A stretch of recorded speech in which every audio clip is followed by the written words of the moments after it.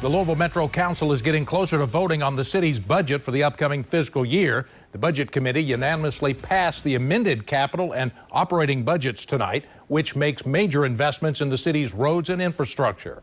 WLKY's Drew Gardner is live at City Hall tonight for us with a look at some of the changes. Drew?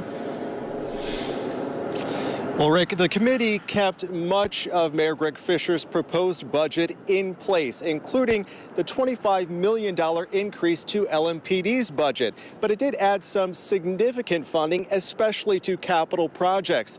Those projects will go to addressing some of the city's long-deferred maintenance.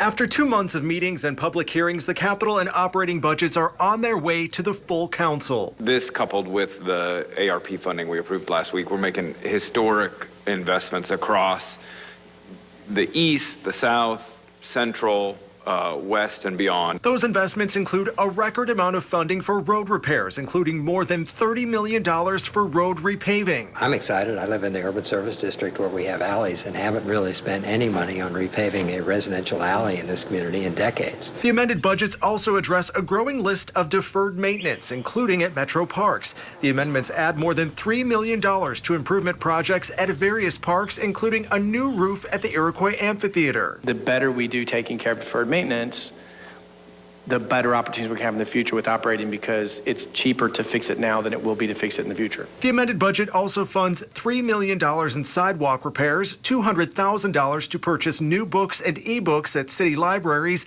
and an additional $150,000 for mental health services at Metro Corrections, and $220,000 for homeless outreach in underserved parts of the city.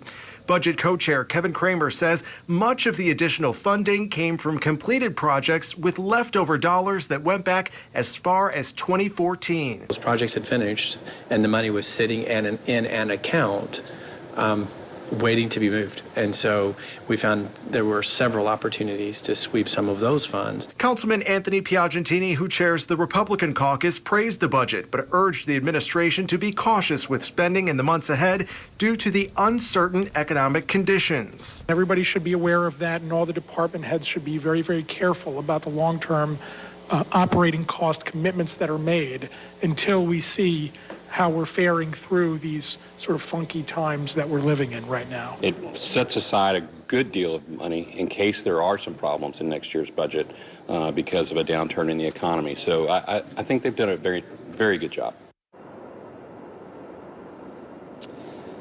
Now the budget will head to the full council for a vote during Thursday night's meeting. Once approved, the budget will take effect July 1st. Reporting live at City Hall tonight, Drew Gardner, WLKY News.